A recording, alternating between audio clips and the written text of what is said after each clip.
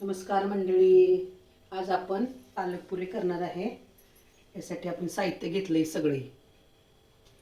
पालक घेतलाय धुवून आपण स्वच्छ. आता धुवून निवडून घेतलाय सगळं. बारीक चिरून घ्यायचं जरा याला. आता गव्हाचं पीठ, ही बेसन पीठ, ह्यात थोड्याशा मिरच्या घेतल्यात, हे 2-3 कड्डे लसूण सोलून घेतलाय, थोडंसं जिरं घेतलंय आणि तीळ घेतले आणि ओवा घेतलाय. पालक बारीक करून घेते आता.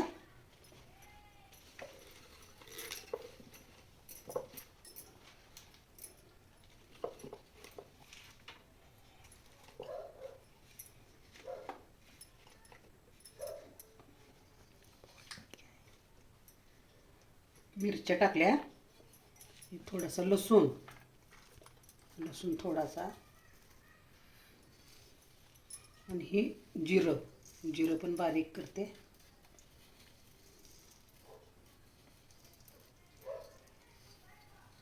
आणि ओवा,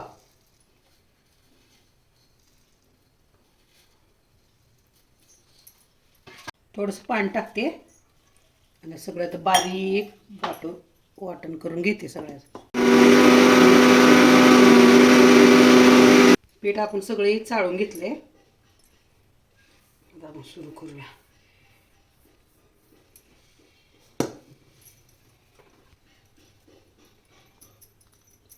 बेसन पीठ वाटीभर टाकते.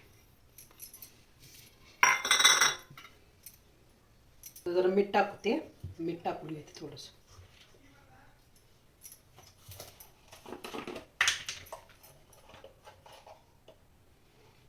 हळद पावडर टाकते.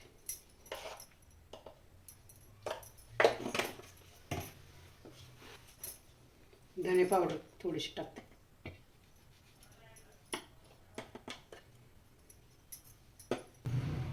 तीळ टाकते जरा.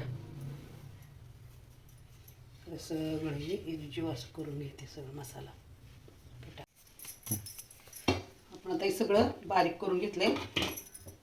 ग्रेव्ही करून घेतली आपण सगळी. त्यात आपण थोडी टाकून घेऊया. चांगला घट्ट गोळा करून घ्यायचा. आपण सगळं आता एकजीव पीठ मळून घ्यायचं चांगलं. गोळा एक 10-15 मिनिट असं चांगलं ठेवून टाकायचा. एकजीव होते सगळं. आपण छोट्या पुऱ्या लाटून घ्यायच्या. आपण आता घट्ट गोळा करून घेतला. त्याला आपण काय करूया, 15 मिनिटं झाकून ठेवूया.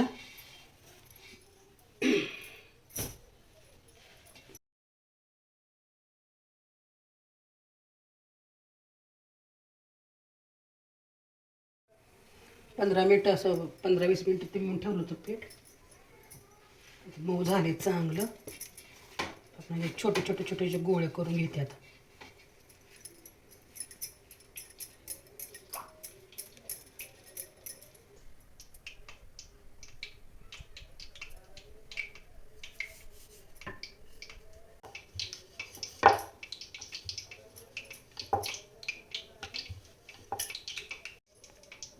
आपल्या इथे तेल आता गरम व्हायला लागले.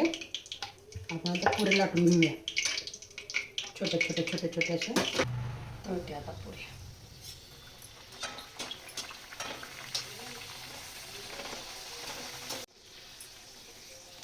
बारीक गॅसवर पुऱ्या आपण असे तळून घ्यायचे. पटकनच मोठा गॅस केला ना माशी ती कच्चं लागते. असं बारीक गॅसवर असे खरपूस भाजून घ्यायचे चांगले तळून. झाल्या माझ्या पुऱ्या करून तयार. कशी वाटली तुम्हाला माझी रेसिपी? कमेंट करून नक्की सांगा. धन्यवाद.